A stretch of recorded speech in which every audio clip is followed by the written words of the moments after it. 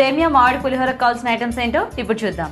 సేమియా 2 కప్పులు, మామిడి తురుము 1 కప్పు, జీడిపప్పు కొద్దిగా, వేరుశెనగ గుళ్ళు 2 టేబుల్ స్పూన్లు, ఉప్పు తగినంత, పచ్చిమిరపకాయలు 4, కరివేపాకు 2 రెమ్మలు, తాలింపు దినుసులు 1 టీ స్పూన్, పసుపు 1/2 టీ స్పూన్, నూనె 2 టేబుల్ స్పూన్లు, నెయ్యి 1 టేబుల్ స్పూన్. సో దీన్ని కూడా ఫస్ట్ మనం సేమియా వేయించుకోవాలా? వేపేయాలండి. వేపేసి బాయిలింగ్ వాటర్లో వేసి డ్రైన్ చేసుకోవాలి. సో దట్ మనకి ఇలా స్టిక్కీగా లేకుండా విడివిడిగా వస్తుంది అనమాట. మనం బాయిల్ చేసేటప్పుడు దాంట్లో కొంచెం సాల్ట్ అండ్ కొంచెం ఆయిల్ వేసుకోవాలి. Okay okay sir. మామిడికాయ పేస్ట్ అది మామిడికాయ తురిమేసి పేస్ట్ లా చేసి పెట్టుకున్నాం. Okay okay. సో ఫస్ట్ ఇంకా తాలింపు దినుసులో వేరుశెనగ గుళ్ళు, ఓకే,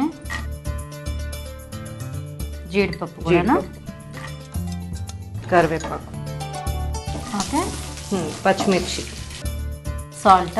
దాంట్లో ఆల్రెడీ కొంచెం వేసారు కదా? దాంట్లో ఆల్రెడీ కొంచెం వేసాను కాబట్టి దీనిలో కొంచెం సాల్ట్.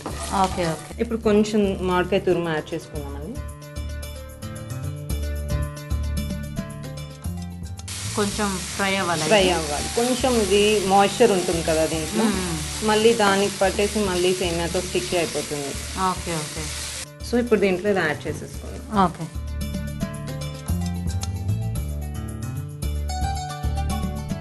ఓకేనా? ఓకే అండి, అయిపోయినట్టు. Very good. ఆఫ్ చేసేనా? ఆఫ్ చేసే. ఓకే అండి గీత గారు, అయిపోయింది. Okay, very good. చూసారు కదండి, వేడివేడిగా సేమియా మామిడి పులిహోర కూడా రెడీ.